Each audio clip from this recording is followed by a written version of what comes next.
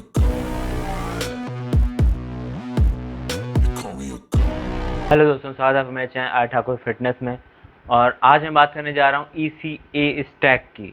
ECA stack क्या होता है, इसके बारे में पूरी डिटेल में बात करेंगे। यदि आप चैनल पर नए हो तो मेरे चैनल को सब्सक्राइब कर लो, बेल आइकन को प्रेस कर लो, और मुझे आप इंस्टाग्राम में फॉलो कर सकते हो, लिंक आपको नीचे डिस्क्रिप्शन में मिल जाएगी। ठीक है, तो आज बात करते हैं ECA स्टैक की किस लिए यूज़ होता है। ये फैट लॉस के लिए यूज़ होता है। ECA स्टैक जो है वो स्टैंड करता है इफेड्रीन के लिए।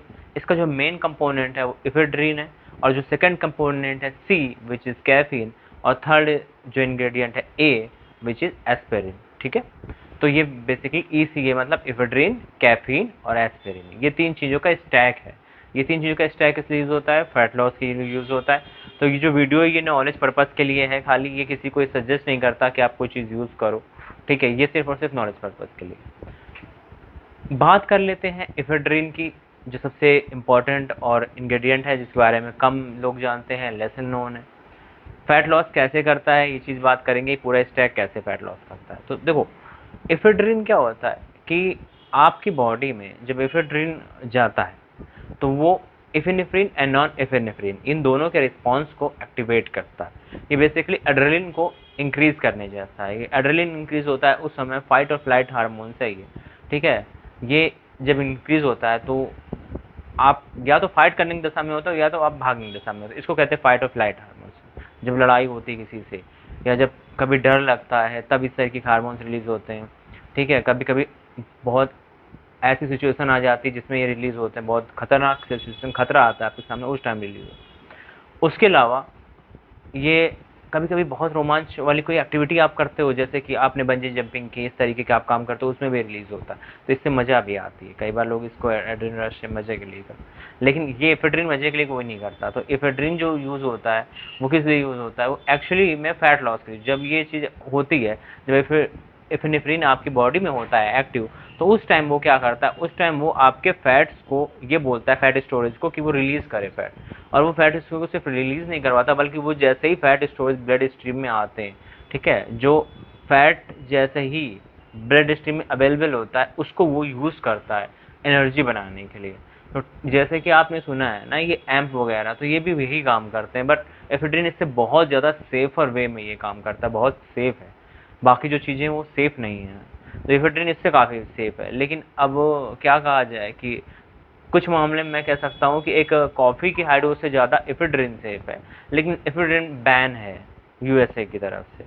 इंडिया में ये मिल जाता है, कुछ उसमें मिल जाता है, मेडिसिन में एक कंपनी है जो उसको बनाती है, तो ये मेडिसिन फॉर्म में मिल जाता है, लेकिन वो ईजिली अवेलेबल वो भी नहीं है, बट होता है कि मिल जाता है। ठीक है, अच्छा, तो ये कैसे फैट लॉस करता है मैंने समझाया थोड़ा आपको। अच्छा, फैट लॉस कितना करता है, देखो बहुत ज़्यादा फैट लॉस क्यों नहीं करता, लेकिन इसका दूसरा एक भी काम है फैट लॉस के अलावा। जिस टाइम ये आपकी बॉडी में होता है उस टाइम आपको भूख नहीं लगती, तो उस टाइम ये भूख सप्रेस करता है आपकी। इसका जो ओवरऑल काम करने का जो टाइम लाइफ है, लाइफ साइकिल बहुत छोटी है। इंजेक्टेबल जो इफेड्रिन होता है उसकी छोटी, और एक होती इफेड्रा। इफेड्रा एक्चुअली क्या होता है, ओरल फॉर्म है इफेड्रिन का। तो ओरल फॉर्म के साथ समस्या क्या है कि ओरल फॉर्म उतनी बायो अवेलेबल नहीं होती है। जैसे आपने ओरल फॉर्म यूज़ की, तो ओरल फॉर्म में यदि आपने मान लो सपोज करो 100 mg यूज़ की, तो वो आपकी बॉडी में शायद 5 mg, समझे, ऐसे रिलीज होने वाली, इस तरीके से 5 mg 10 mg ऐसे रिलीज हो, तो बॉडी उस तरीके से एब्जॉर्ब नहीं करती। लेकिन इंजेक्टेबल फॉर्म में जो होता है उसको बॉडी वैसे ही एब्जॉर्ब करती है। यदि 25 mg की एक डोज है जो कि आती है ना, 25 to 30 mg, तो उसको बॉडी वैसे ही एब्जॉर्ब करती है। कुछ लोगों के लिए ये डोज इनफ होती है, कुछ लोगों के लिए डोज कम होती है, कुछ ज़्यादा नहीं होता है। तो ये 25 to 30 mg इसकी जो यूजुअल डोज है। अच्छा, जैसे जो फर्स्ट टाइम यूज़ कर रहे हैं तो 15 mg तक की जो डोज है वो इनफ डोज है, 15 mg dose with combination of caffeine. अब कैफीन क्या काम करती है, तो एग्जैक्टली सेम यही काम कैफीन भी करती है। कैफीन यानी जिसको कॉफ़ी का मेन इंग्रेडिएंट जो होता है कैफीन, वो भी एग्जैक्टली सेम यही काम करती है। तो ये दोनों एक्चुअल में हैंड टू हैंड काम करते हैं। अब एग्जैक्टली सेम मतलब कॉफ़ी तो ओरल है, ठीक है, तो वो क्या करेगी, वो भी सेम काम करेगी। अब वो अपने तरीके से काम करती है, अपने तरीके से काम करते हैं। एट द एंड दोनों मिलके आपकी बॉडी में एफिनेफ्रिन के रिस्पॉन्स को इंक्रीज करते हैं। तो कॉफ़ी का ज़रा लॉन्ग टर्म का इफेक्ट होता है और एफिड्रिन का शॉर्ट टर्म का इफेक्ट होता है, लेकिन ये दोनों मिल जाते हैं तो ये दोनों थोड़ा लॉन्ग टर्म में एक्ट करते हैं और आपकी भूख को सप्रेस करते हैं, पहली बात। दूसरी बात आपको जिम में प्री वर्कआउट के तरीके काम करते हैं, तो ये कई लोग प्री वर्कआउट यूज़ करते हैं इसमें, तो प्री वर्कआउट के तरीके काम करता है। इसमें होता क्या है, इसमें तीसरा जो स्टैक है एस्पिरिन क्या करता है। देखो पहले कैफीन की मैं डोज बता दूं, जैसे मैंने इसकी बताई, कैफीन की जो डोज है, जो सेफ डोज है वो मैं बताऊं, जैसे 50 टू 60 mg से लेकर के 200 टू 250 mg, ये डोज सेफ डोज है। 250 mg की जो डोज बताऊँ वो पूरी डे की डोज बता रहा हूँ, ये नहीं कि आप 2 बार यदि यूज़ कर रहे हो तो आप दोनों बार 250 mg 250 mg लेके 500 mg यूज़ कर रहे हो, तो ये रिकमेंडेड डोज नहीं है।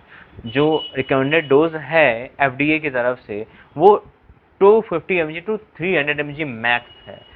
तो इसको यदि 2 बार किसी को यूज़ करना है, तो जैसे कि उसको एफेड्रिन यूज़ करनी है, तो उसका मैंने जो डोज बताया वो, और उसके साथ में 100-150 mg इस तरीके से यूज़ कर सकते हैं। तो यदि एक ही बार यूज़ करना है दिन में, तो बंदा 200-250 mg तक यूज़ कर सकता है, इससे ज़्यादा तो मैं नहीं रिकमेंड करता हूँ। 200-250 mg एफिन कम नहीं होती है। एग्जाम्पल मैं बताऊँ, जो 2 रुपये वाली कॉफ़ी आती है, ऐसी 4 पैकेट, 3 से 4 पैकेट यदि कोई खाता है, 4 पैकेट या 5 पैकेट, क्योंकि 50 mg के आसपास होता है उसमें, तो 4 से 5 में समझ लो वो 250 mg होती है 5 पैकेट, तो बहुत होता है यार, ठीक है। तो ये है कैफीन की डोज। अब इन दोनों, अच्छा एफेड्रिन का कोई अल्टरनेटिव है? एक अल्टरनेटिव है क्लेनब्यूटेरॉल, उसके बारे में मैं बात करूंगा, लोग जानते हो वो एक लॉन्ग एक्टिंग। लेकिन क्लेनब्यूटेरॉल के साथ दिक्कत क्या है कि क्लेनब्यूटेरॉल जो यूज़ करते हैं वो लॉन्ग एक्टिंग है, तो वो काफ़ी लॉन्ग टाइम तक इफेक्ट करता है। सुबह ले लिया तो रात तक हो सकता है नींद नहीं आ रही है आपको। कैफीन 6 घंटे तक उसकी हाफ लाइफ होती है, तो वो 6 घंटे है, यदि 6 घंटे पहले लिया तो उसकी 6 घंटे बाद आपको नींद आ सकती, नहीं तो 12 घंटे पहले लिया तो आराम से ही सो सकते हो, कोई दिक्कत वाली बात। लेकिन 12 घंटे मान लो आपके, यदि आपको आज सोना है, आपको वर्कआउट तुम्हारा सुबह इसका टाइम है, तो बहुत ही अच्छी बात है इस तरीके से यूज़ कर। वैसे भी खाली पेट ही काम बहुत अच्छे करते हैं, मैंने देखा। जैसे आज आपका पेट भरा है, आपने 2 घंटे पहले मील ली थी, अब आप लोगे ना ये, तो चाहे आप कैफीन लो चाहे कोई लो, कोई प्री वर्कआउट भी लो, इस तरीके से काम नहीं करता है। लेकिन यदि आपने मॉर्निंग में लिया है और कुछ चीज़ें नहीं ली पहले, आप बस एक ब्लैक कॉफ़ी पिए, फिर ड्रिंक यूज़ किए और खाना नहीं खाया, उस टाइम आप फैट बर्न करते हो। तो पहली बात तो जब खाना नहीं होता है तो ये दोनों चीज़ें बहुत अच्छी तरीके से फैट लॉस करती हैं, ठीक। अच्छा एक ही क्या बात है, ये लोग क्यों यूज़ करते हैं, कई तो बना बनाया इसी ये स्टैक भी आता है, ठीक, तो वो बना बनाया होता है, मैं उसको रिकमेंड नहीं करता।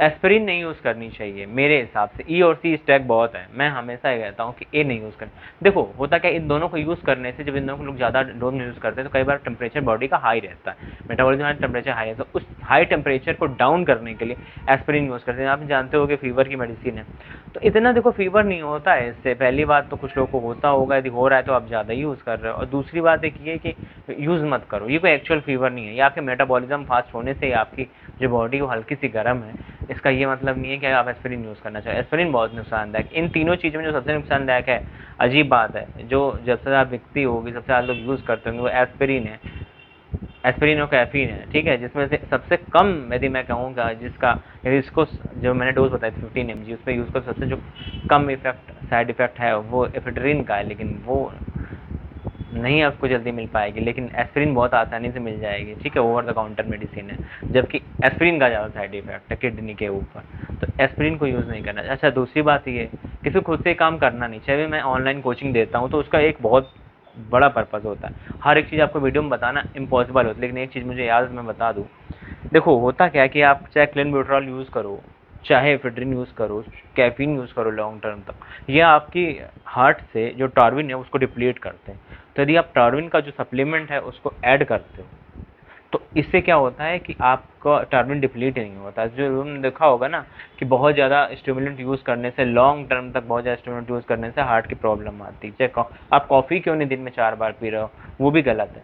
लेकिन यदि आप यदि ऐसा कर रहे हो बाई चांस फैट लॉस के पर्पज़ से, तो आप एक तरीके अच्छा पर्पज़ से, क्योंकि फैट ज़्यादा होगा तो भी हार्ट के लिए प्रॉब्लम ही है। तो उस टाइम पे आपको क्या करना चाहिए कि टार्विन का सप्लीमेंट लेना चाहिए। तो टार्विन सप्लीमेंट लेते हो तो वो टार्विन सप्लीमेंट की जो भरपाई है वो होती रहेगी, तो प्रॉब्लम नहीं होगी, ठीक है, कम प्रॉब्लम होगी, नहीं प्रॉब्लम होगी। और इस तरीके से, अच्छा ये जो है दूसरी बात एक ये कि ई और सी का जो स्टैक है ये वेट डिपेंडेंट होता है, जिसका जितना वेट है। कुछ लोग का वेट ज़्यादा होता है तो उनको थोड़ा सा ज़्यादा यूज़ करना चाहिए, लेकिन सबको कम से स्टार्ट करना चाहिए।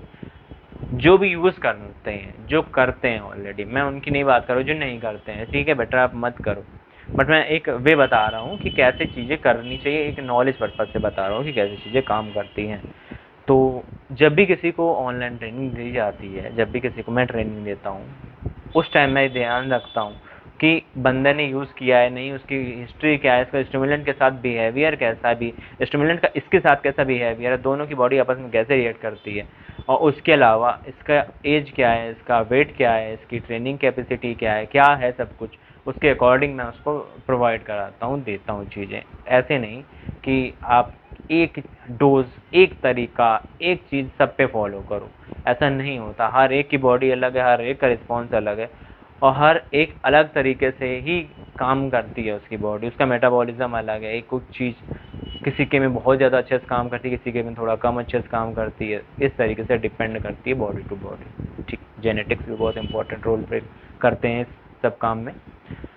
तो होप कि ये चीज़ मैं आपको समझाई जो आपको अच्छे से समझ में आई है, और मुझको इंस्टाग्राम पे फिर से मैं कह रहा हूँ फॉलो कर लेना, ताकि कुछ चीज़ें मैं इंस्टाग्राम पे भी लाऊँ तो आपको वो मिलती रहे यदि मैं लाऊँ तो, क्योंकि मैं प्लान कर रहा हूँ ऐसा कि कुछ चीज़ें मैं इंस्टाग्राम पर भी लाया करूँगा जो 1 मिनट की शॉर्ट भी मैं बनाऊँगा, लेकिन कुछ चीज़ें 1 मिनट की शॉर्ट में नहीं हो पाती, उसके 1.5 मिनट चाहिए होते हैं। तो 1.5 मिनट वाली जो चीज़ें हैं वो मैं इंस्टाग्राम पर यदि ले आऊँगा तो आपको बहुत बेनिफिट मिलेगा उससे, इसलिए मैं सोच रहा हूँ कि वो भी काम किया जाए। ठीक, तो चलिए फिर मिलते हैं अगली वीडियो में, तब तक के लिए goodbye and take care.